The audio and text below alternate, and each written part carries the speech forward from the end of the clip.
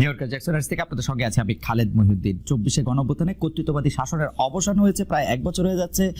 গণতন্ত্রের যে নতুন অভিযাত্রা, তাতে আশা জাগে নিয়ে কি দেখছি আমরা, নাকি একজন আরেকজনের বিরুদ্ধে, যারা 24-এর সহযোদ্ধা ছিল বলে নিজেদের দাবি করেন, তারা একজন আরেকজনের বিরুদ্ধে আঙ্গুল তুলেই যার যার নিজের কৃতিত্ব জাহির করতে যাচ্ছেন। এসব নিয়ে কথা বলতে আমরা জনকল্যাণমুখী রাজনীতিটা কোথায় আছে, কোথায় হচ্ছে, সেগুলি নিয়ে কথা বলার জন্য এখন আমরা আলোচনার জন্য এখন আমাদের সঙ্গে আছেন জামায়াত ইসলামের আমির ডক্টর শফিকুর রহমান আমাদের সঙ্গে আজকে আছেন।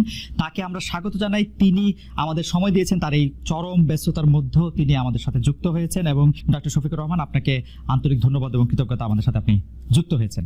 আমাদের সাথে আরো থাকছেন জনাব মির্জা ফখরুল ইসলাম আলমগীর, নামেই যার পরিচয়, আলাদা করে তার সম্পর্কে শুধু এটুকুই বলার আছে, গত 15 বছরে শেখ হাসিনা সরকারের সময় তিনি বারবার জেল খেটেছেন। সেই সময়ের মধ্যেও তিনি বিএনপিকে ধরে রেখেছিলেন, বাংলাদেশ জাতীয়তাবাদী দলকে তিনি ধরে রেখেছেন, নেতৃত্ব দিয়েছেন, বিভিন্ন সময় বিভিন্ন গুরুত্বপূর্ণ সিদ্ধান্ত দিয়েছেন, সামনে থেকে নেতৃত্ব দিয়েছেন। মির্জা ফখরুল ইসলাম আলমগীর, যাকে আমরা একজন পরিচ্ছন্ন রাজনীতিবিদ হিসেবে জানি, তাকে আজকের অনুষ্ঠানে পেয়ে আমরা স্বাগত জানাই। আপনাকে আন্তরিক কৃতজ্ঞতা জানাই যেন মির্জা ফখরুল ইসলাম আলমগীর, আপনি আমাদেরকে সময় দিয়েছেন এবং আমাদের সাথে যুক্ত হয়েছেন। অনেকেই বলে থাকেন যে বাংলাদেশে রাজনীতি করতে হলে ভারতের সাথে একটা বড় সম্পর্ক রেখে রাজনীতি করতে হবে। আপনার কাছে কি মনে হয়, এই সময় ভারতের সাথে বড় সম্পর্ক কারা রাখতেছেন এবং জামায়াত ইসলামের সাথে ভারতের সম্পর্ক আসলে কেমন? প্রথম কথা হলো যে রাজনীতি কার জন্য? রাজনীতি আমার মাটি এবং মানুষের জন্য। সুতরাং আমার সম্পর্কটা হবে জনগণের সাথে, আমার সম্পর্ক হবে আমার মাটির সাথে। এটা আমার 1 নম্বর প্রায়োরিটি। 1 নম্বর প্রায়োরিটিকে তার জায়গায় রেখে দুনিয়ায় যারা বন্ধু হয়ে এগিয়ে আসবেন দেশ এবং জনগণের কল্যাণে, আমরা সবাইকে স্বাগত জানাবো, অভিনন্দন জানাবো এবং বুকে ধারণ করব। কিন্তু যদি এই সম্পর্ক রাখার অর্থ এটি হয় যে কোনো রাষ্ট্রের আনুকূল্য নিয়ে অথবা রাষ্ট্রকে সন্তুষ্ট রেখে কোন ধরনের রাজনৈতিক কর্মকাণ্ড পরিচালিত হবে, আমরা তার সম্পূর্ণ বিরোধী। ওকে, এই ক্ষেত্রে কেউ কেউ বলতেছেন যে বিএনপির সাথে ভারতের একটি সম্পর্ক দেখা যাচ্ছে, আবার কেউ কেউ উল্টোটা বলতেছেন ডক্টর মোহাম্মদ ইউনূস ভারতের সাথে সম্পাদিত শেখ হাসিনা সরকারের কোনো চুক্তি আলোর সম্মুখে আনছেন না এবং তার কোনোটি বাতিল করছেন না, কারণ ডক্টর মোহাম্মদ ইউনূস সরকারেরও ভারতের সাথে একটি নিবিড় এবং প্রবল সম্পর্ক রয়েছে। আপনি এই দুটি কিভাবে বিবেচনা করেন, যে বিএনপির সাথে কি আসলে ভারতের একটি প্যাক্ট আছে? ডক্টর মোহাম্মদ ইউনূস কি ভারতের কাছে মুখে যাই বলুন খুবই নতজানু সরকার? মানে হোয়াট ইজ আপনার বিশ্লেষণ একটু শুনতে চাই। আসলে প্রথমটা আপনি যেমনটি শুনছেন আমিও তেমন শুনতেছি, আমার কাছে এর কোনো ডকুমেন্ট নাই।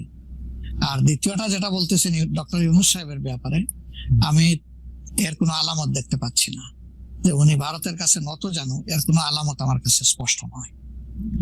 ভারতের সাথে আমরা ভারতকে বিভিন্ন বিষয়ে তার সাথে কনফ্লিক্টে দেখতে পাচ্ছি।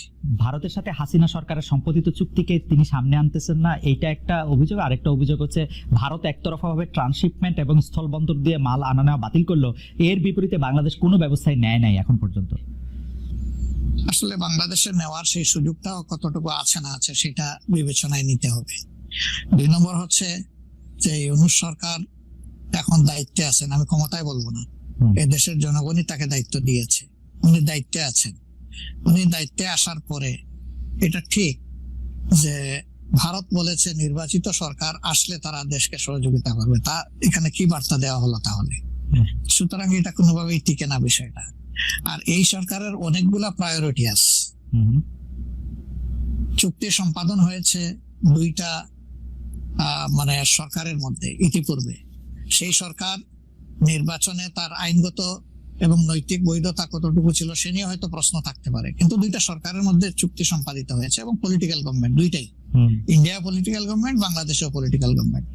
এই ধরনের কিছু ম্যাটার আছে যেগুলো আসলে পলিটিক্যাল গভর্নমেন্টকেই রিজলভ করতে হবে। যেমন কিছুদিন আগে আপনারা মানবিক করিডোর নামে একটা বিষয়ের কথা শুনেছেন, আমরা কিন্তু A to Z বলেছি নো, এটাই সরকারের ফাংশন হওয়া উচিত। এরপরে পোর্ট হ্যান্ডলিং এর ব্যাপারেও কথা এসেছে, সেখানে আমরা বলেছি যে এইটাও এত বড় বিষয়ে সরকারের হাত দেওয়া উচিত হবে না, এই ব্যাপারে আমাদের অবস্থান স্পষ্ট। সুতরাং তারা আরো যে প্রায়োরিটি গুলো আছে, বিশেষ করে কিছু বেসিক রিফরমেশন না করলে আগামীতে একটা গুড গভর্নেন্স এর জন্য একটা গুড সরকার গঠন করা সম্ভব হবে না, একটা ভালো ইলেকশন হবে না, এই বিষয়গুলোকেই এখন মূলত প্রাধান্য দেওয়া হচ্ছে। দুটি বিষয়, রাষ্ট্রের দুটি স্তম্ভ সম্পর্কে আপনাকে প্রশ্ন করব। আপনি এখন এই মুহূর্তে বা গত 10 মাস 11 মাসের ডক্টর ইউনূস সরকারের শাসনে আপনার কাছে বিচার বিভাগকে যথেষ্ট স্বাধীন এবং সকর্মক মনে হয় কিনা? আরেকটি বিষয় ফ্রিডম অফ প্রেস। আমি যথেষ্ট স্বাধীন মনে করি না। যতদিন পর্যন্ত বিচার বিভাগ সম্পূর্ণভাবে আলাদা না হবে নির্বাহী বিভাগ থেকে, ততদিন পর্যন্ত এটাকে স্বাধীন বলা যাবে না।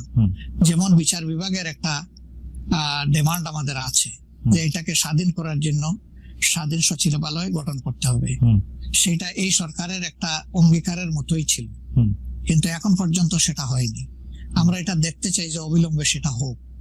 যদি স্বাধীন সচিবালয় কায়েম নাই হয় তাহলে বিচার বিভাগ স্বাধীন হবে কিভাবে? নির্বাহীর অধীনে থাকে তো বিচার বিভাগ স্বাধীন হতে পারে না। এমনিতে আমরা সারা দেশে যে বিচার আদালতগুলি দেখি বা আমাদের যে আপিল আদালত অর্থাৎ হাইকোর্ট বিভাগ এবং আপিল ডিভিশন যে রায়গুলি এই পর্যন্ত দিয়েছে বা দিচ্ছে, আপনার সাথে তো সারা বাংলাদেশের সবাই কানেক্টেড। আপনার কাছে কি মনে হয় যে তারা স্বাধীনভাবে কাজ করতে পারছে, নাকি নির্বাহী বিভাগ আওয়ামী লীগ সরকারের মতোই বা পূর্ববর্তী অন্য রাজনৈতিক সরকারের মতোই প্রভাব বিস্তার করেই চলছে? ইউনূস সরকারও আসলে সুপ্রিম কোর্টের পজিশনটা আমার কাছে আমি প্রথমে আনতে চাই। এখন যিনি প্রধান বিচারপতির দায়িত্বে আছেন, তাকে তার পারফরমেন্সকে আমরা যতটুকু পর্যবেক্ষণ করার সুযোগ পেয়েছি, আমাদের মনে হয়েছে তিনি তার বিবেক এবং তার স্বাধীন চেতা মানসিকতার জায়গা থেকেই তিনি পারফর্ম করছেন। হাইকোর্টের যেহেতু অনেকগুলা বেঞ্চ, সেখানে পার্সন টু পার্সন ডিফারেন্স হতেই পারে, কিন্তু আলটিমেটলি বিচার তো যাবে শেষ পর্যায়ে সুপ্রিম কোর্টের হাতে। এই জায়গাটাকে অতীতের যে কোনো সময়ের তুলনায় আমাদের কাছে বেটার মনে হচ্ছে। আপাতত ভবিষ্যতে তারা কি করবেন সেটা এখনই অগ্রিম বলা যাচ্ছে না। ওকে। আর বিচার আদালতের প্রশ্নে মানে জজ এন্ড সেশনস কোর্ট যেগুলি, ডিস্ট্রিক্ট জজ এন্ড সেশনস কোর্ট যেগুলি আছে 64টা জেলা এবং অন্যান্য ট্রাইব্যুনালগুলি, তারা কি স্বাধীনভাবে কাজ করতে? আমাদের কাছে যতটুকু ইনফরমেশন, সব জায়গায় তারা স্বাধীনভাবে কাজ করতে পারছেন না। বিভিন্ন আনডিউ প্রেসার তাদের উপরে আছে। এটা কি নির্বাহী বিভাগের উপর থেকে, নাকি এটা জামাত ইসলামী প্রেসারটা দিচ্ছে বা বিএনপি প্রেসারটা দিচ্ছে বা এনসিপি প্রেসারটা দিচ্ছে? আমরা তো কোনো প্রেসারের পক্ষে নাই। আমরা always in favour of fair justice. আমরা আনফেয়ার কোনো জাস্টিস চাই না, আমরা চাই ফেয়ার জাস্টিস। এখন আর কারা দিচ্ছে না দিচ্ছে, আপনার টক শোতে আপনি মিডিয়া টাইমস বলেছেন, আমাকে উত্তর দেওয়ার দরকার নাই। আপনি যথেষ্ট জনগণের পক্ষে মতামত ব্যক্ত করার জন্য আপনি বহু সময় এই কথাগুলো রিপিট করেছেন। আমরা কিন্তু এর পক্ষে নাই এবং আমাদের বিরুদ্ধে এই ধরনের কোনো কমপ্লেইন কোথাও নেই। আর যদি ফ্রিডম অফ প্রেসের কথায় আসি, অর্থাৎ সংবাদ স্বাধীনতা বা গণমাধ্যমের স্বাধীনতা প্রশ্নে আপনার কাছে এই 10 মাসের বিবেচনা যদি চাই বা বিচার যদি চাই, আপনি কেমন দেখছেন যে স্বাধীনভাবে মত প্রকাশ করা যাচ্ছে কিনা? মানে সংখ্যা যারা সংখ্যায় কম তারাও তাদের মতামত দিতে পারছে কিনা? জি না, সেটা আমি আসতেছি। যদি আপনি in comparison two previous period, that is last 15.5 years, even another 2 years you can add with it. সকল কেয়ারটেকার সরকারের 2 বছর, পরবর্তী 15.5 বছর। অনেক সময় প্রেস আমাদেরকে বলতো, আমরা যখন জিজ্ঞেস করতাম যে এই ধরনের একটা জলজ্জন্ত মিথ্যাচার কেমনে করলেন, ওই যে কিছু করার নাই, স্ক্রিপ্ট লেখা ছিল, আমাদেরকে এটা জাস্ট ব্রডকাস্ট করতে হয়েছে। এখন সেই পরিস্থিতি এরকম নাই বলে আমাদের কাছে মনে হয়। তারপরেও আমরা প্রেসের কাছ থেকে বিভিন্ন সময় শুনি তাদের কিছু কনসার্নের জায়গা এখনো বিদ্যমান। কেউ কেউ এখনো তাদের উপরে আনডিউ প্রেসার দিয়ে থাকেন, এটা করতে পারবেন, এটা করতে পারবেন না। এটা যদি থাকে, একটা মিনিমাম রেঞ্জেও থাকে, তাহলে তো আমরা কমপ্লিট ফ্রিডম অফ স্পিচ বলতে পারছি না, ফ্রিডম অফ এক্সপ্রেশন আমরা বলতে পারছি না। এটা কিছুটা যে এখনো প্রিভেল করছে, এটা আমরা অনুভব করি। তবে আমরা ফিল করি যে প্রেসকে তাদের মতোই রোল প্লে করতে দেওয়া উচিত। আর প্রেসের কাছেও আমাদের প্রত্যাশা, তারা যেন সাদাকে সাদাই বলেন, সাদাকে অন্তত ধূসর বানাবেন না, এবং কালোকেও তারা মানে সার্ফ এক্সেল দিয়ে সাদা বানাবেন না। 5 আগস্টের পর এই প্রশ্ন অবশ্য অনেকবার আপনার সামনে এসছে। তারপর আমি আপনাকে বলি, যেহেতু আপনার সাথে আমার দেখা হচ্ছে নতুন একটা ঘটনার পরে, এই প্রসঙ্গে নতুন একটা ঘটনার পরে, আপনি কিন্তু যে কোনো জায়গাতে এক ধরনের সমন্বয়ের প্রত্যাশী একজন মানুষ, ক্ষমা করার পক্ষে একজন মানুষ। আপনি সর্বশেষ যে আওয়ামী লীগের রাজনীতি নিষিদ্ধ করা হলো এবং দলকে আসলে তার সকল কার্যক্রম নিষিদ্ধ করা হলো, এইটা নিয়ে আমরা দেখেছি যে আপনার দলকে যারা সমর্থন করেন তারাও সেই নিষিদ্ধের দাবি করেছেন। কিন্তু আমি আপনার পার্সোনাল মতামত জানতে চাই যে আপনি এটা আসলে লাইক করেছেন কিনা, বা আপনি এটা পছন্দ করেছেন কিনা, বা আপনার যদি একক ক্ষমতা নেয়ার মানে সিদ্ধান্ত নেওয়ার, আপনি আপনার একক সিদ্ধান্ত প্রয়োগ করতেন, তাহলে আপনি এটা করতেন কিনা? দেখেন, এখানে অনেকগুলা বিষয়। আমাকে ইদানিং ফরেন মিশনের যারা বাংলাদেশে আছেন, এনভয় বা আপনার রাষ্ট্রদূত যারা আছেন, তারাও জিজ্ঞেস করেন যে ন্যাশনাল রিকনসিলিয়েশনের একটা জায়গা থাকা উচিত কিনা। আমি বলি অবশ্যই উচিত। তবে বিষয়টা হলো যে আমাদের ওন্ড গুলা একদম তাজা, ট্রমা গুলা এখনো মেন্টাল এবং ফিজিক্যাল ট্রমা এখনো বিদ্যমান। হাসপাতালের বেডে এখনো রয়ে গেছে ইনজিওর্ড পার্সন গুলো। শহীদ পরিবারের অনেকেই তাদের আপনজনের লাশও এখন পায় না, লাশের সন্ধান বা কবরের সন্ধানও পায়নি। সো এটা একদম তাজা একটা বিষয়। যেমন আমরা যদি সাউথ আফ্রিকার কথা ধরি, তাহলে ডিকেডস আফটার ডিকেডস এটাকে হিলিং করতে, রিকনসিলিয়েশনে আনতে সময় লেগেছে। অর্থাৎ মিনিমাম একটা সময় দিতে হবে। আওয়ামী লীগের ক্ষেত্রে কি হয়েছে, তাদেরকে নিষিদ্ধ করা হয়নি, তাদের কার্যক্রমের উপরে মানে নিষেধ আরোপ করা হয়েছে, তারা ফাংশন গুলা করতে পারবে। 15.5 বছর তো তারা সুযোগ পেয়েছিলেন এই দেশে ফেয়ার ডেমোক্রেসি, তারা চাইলে কিন্তু কালচার করতে পারতেন এবং ইতিহাসে স্মরণীয় হয়ে থাকতে পারতেন। কিন্তু আসলে আপনিও তো তাদের অনেক কর্মকাণ্ডের প্রতিবাদ করেছেন অত্যন্ত জোরালো ভাবে।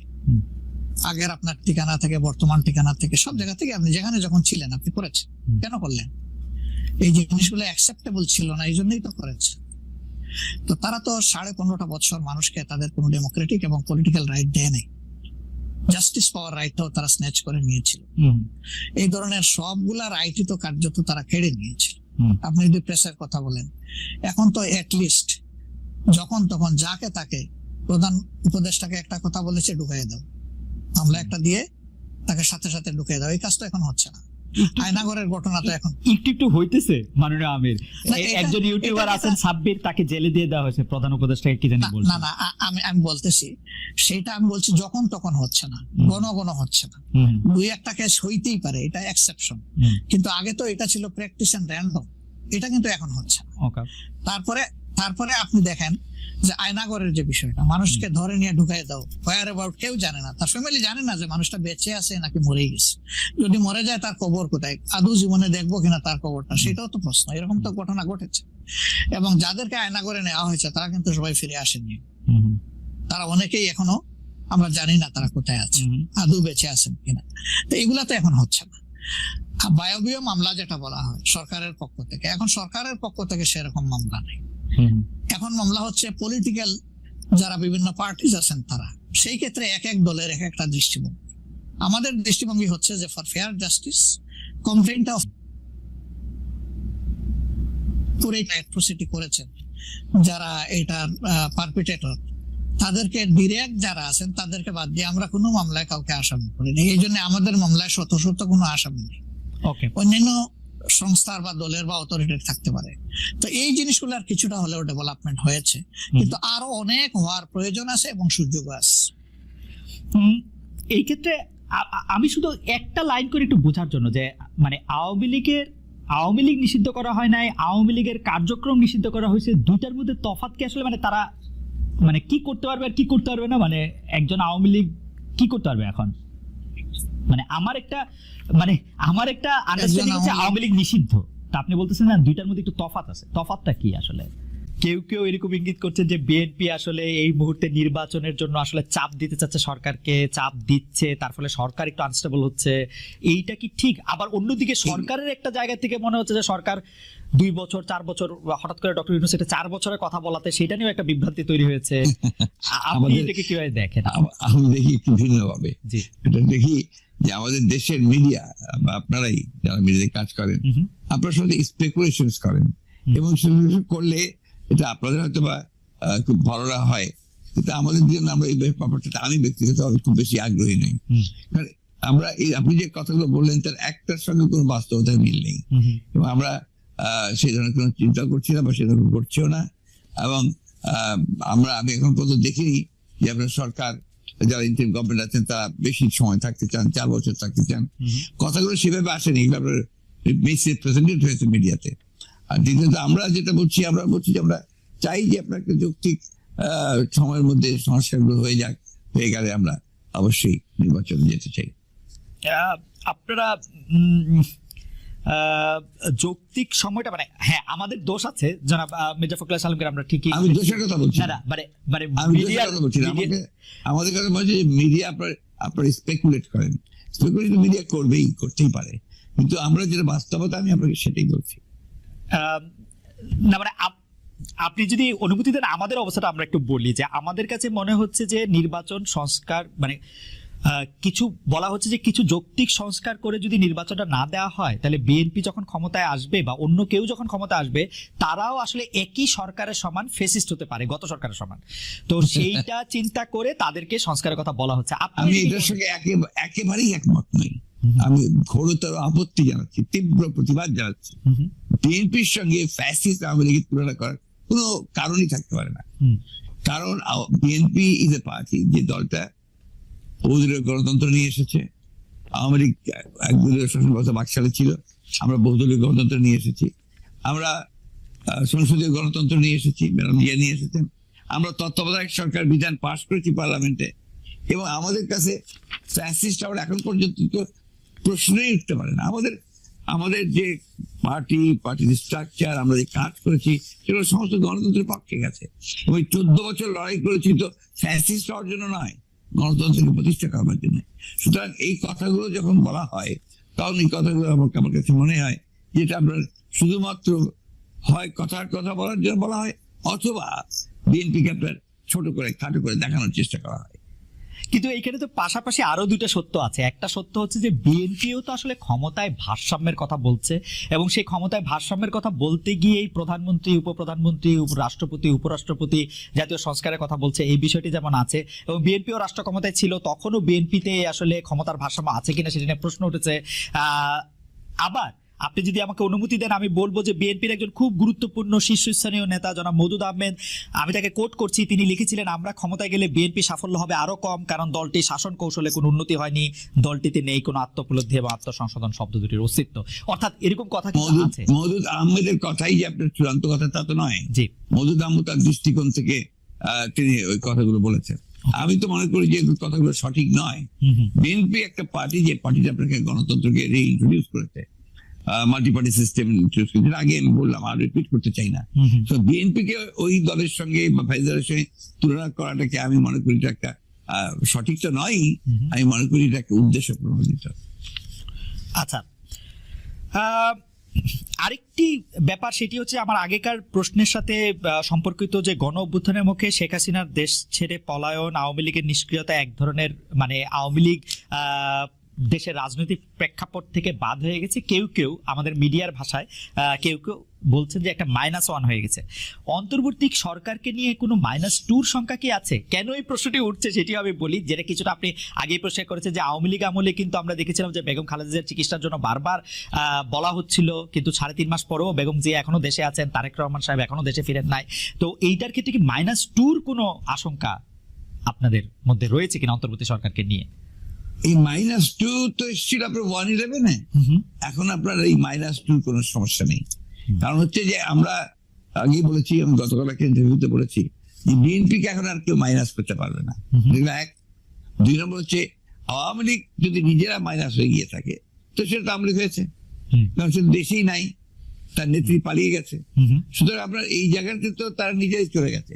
এখানে একটা জিনিস আমাদের সবসময় মনে রাখতে হবে যে রাজনৈতিক দলটি পলিটিক্যালি ব্যাংক্রাফট হয়ে যায়। আওয়ামী লীগ এখন আসলে পলিটিক্যালি ব্যাংক্রাফট একটা রাজনৈতিক দল। আমি আগে থেকেই বলছিলাম কথাটা আর কি। তার কোনো রাজনীতি নেই, সে ক্ষমতাকে এমন ভাবে ব্যবহার করেছে তাদের ব্যক্তিগত স্বার্থে, দলীয় স্বার্থে না, প্রত্যেকের ব্যক্তিগত স্বার্থে। They have minted money like anything. দেশকে তারা একেবারে ফোকলা করে দিয়েছে, এবং সেই দেশকে ফোকলা করে দিয়ে পালিয়ে গেছে, এবং এটা জনরোষে পালিয়েছে। নর্থদের যে কোনো মিলিটারি কু বা কিছু হয়েছে, পিপলস রেট, জনরোষ, সেই রোষে তাকে পালিয়ে জীবন বাঁচাতে পালিয়ে যেতে বাধ্য হয়েছে। এই বিষয়গুলো আমাদের মাথায় রাখতে হবে। আমরা কোনো মতেই যেন চেষ্টা না করি এটাকে কোনো মতে খাটো করা। ফ্যাসিস্ট আওয়ামী লীগ রেজিম এদের বাধ্য হয়েছে দেশ থেকে পালিয়ে যেতে জনরোষে। ওকে, গত 15 বছরে আওয়ামী লীগের শাসনকে যে ফেসিবাদী বলা হচ্ছে এবং তার যে পালিয়ে যাওয়াটা, যেটি আসলে আপনি এখন বর্ণনাও করলেন, দুর্নীতি, তারপরে নানা ধরনের নানা কারণে, কিন্তু তার পেছনে আপনাদের আমলে যে 20 বছর আগে 21 আগস্টে গ্রেনেড হামলা, বিচারকদের বয়স বাড়িয়ে তত্ত্বাবধায়ক সরকারকে প্রশ্নবিদ্ধ করার মাধ্যমে শেখ হাসিনাকে কর্তৃত্ববাদী শাসনের দিকে নিয়ে যাওয়া, এ নিয়েও আসলে নানা ধরনের আলোচনা আছে। এই দুটি ঘটনা যদি হাইন্ডসাইট আপনি একটু দেখেন, যে মানে যেগুলি হচ্ছে ক্রাইমের ঘটনা, অর্থাৎ হচ্ছে 21 আগস্টের গ্রেনেড হামলা, 10 ট্রাক অস্ত্র, আবার অন্যদিকে তত্ত্বাবধায়ক সরকার ব্যবস্থাটাকে একটা এরকম জায়গায় নিয়ে যাওয়া, এই দুটিকে আপনি আপনার মূল্যায়ন আমরা একটু শুনতে চাই। যে দুটি আপনার 21 আগস্টের যে ঘটনা, এই ঘটনার সঙ্গে বিএনপিকে জড়িত করা এবং বিশেষ করে তারেক রহমান সাহেবকে জড়িত করা, এটা পুরোপুরি ভাবেই রাজনৈতিক উদ্দেশ্য প্রণোদিত। এটা কোনো মতেই বিএনপি এর সঙ্গে জড়িত তো নয়, বরঞ্চ আমি মনে করি যারা বিএনপি কে শত্রু হিসেবে চেনে তারা জড়িত, এবং এখানে বেনিফিশিয়ারি কারা হয়েছে সেই বিষয়টা আমাদেরকে অবশ্যই লক্ষ্য রাখতে হবে। 21 আগস্টের মামলায় who was the beneficiary? Beneficiary was Awami League. কারণ বিএনপি ক্ষমতায় থেকে সে এমন কোনো ঘটনা ঘটাবে কেন যে ঘটনা তার বিপক্ষে যাবে? এটা গেল 1 নম্বর। আর আপনি যে প্রসিডিংস গুলো দেখেন সমস্ত, আপনি তো এক সময় বিচার বিভাগের মানুষ ছিলেন, দেখবেন যে তারেক সাহেবকে এখানে জড়িত করা হয়েছে 4টা আপনার আইও চেঞ্জ করার পরে। সর্বশেষ যে আইও নিয়ে আসা হয়েছে সে হচ্ছে আওয়ামী লীগ দলীয় ভুক্ত কাহার এখন, যে আপনার নিজে থেকেই তাদের নির্দেশে সে এই চার্জশিটটা করেছে, যেটা কোনো সম্পর্ক নেই। অন্যদিকে যে আপনার মূল আসামি ছিল, ভদ্রলোকের নাম আমি ভুলে যাচ্ছি, মৌলানা মুফতি মোহাম্মদ, তিনি তাকে দিয়ে 164 দিন তাকে টর্চার করে তাকে দিয়ে একটা আপনার স্টেটমেন্ট করিয়ে নিয়েছিল। পরে দেখা গেছে যে উনি নিজেই সেটাকে আবার ভোগ করেছেন, বলেছেন যে এটা আমাকে টর্চার করে নেওয়া হয়েছে। এবং দেখেন কিভাবে কি মারাত্মক ঘটনা কোথায় চলে গিয়েছিল সবকিছু। এবং he was hang before the trial was complete. যে প্রধান আসামি তাকে আপনি আগেই অন্য একটা মামলাতে ঝুলিয়ে দিলেন যাদের আসল সত্যটা বেরিয়ে নিয়ে আসে। তো এই কথাগুলো কিন্তু কেউ আপনার ইনভেস্টিগেটিভ জার্নালিজম করে না, যার ফলে এই বিষয়গুলো আসে। আপনারা পলিটিক্যাল জিনিসটাকে নিয়ে চেষ্টা করেন, ওটা why did you try to go deep into it? আমি বলি, শেষ করি প্লিজ। জি প্লিজ, ইনভেস্টিগেটিভ জার্নালিজমটা সিরিয়াসলি করেন এবং এটাকে ফাইন্ড আউট করেন যেটা আসলে ব্যাপারটা কি ছিল। সেটা করছেন না, করছেন যে বিএনপি কিন্তু সব করার জন্য করছেন। এটাকে আমি মনে করি এটা এক ধরনের রাজনৈতিক উদ্দেশ্য প্রণোদিত।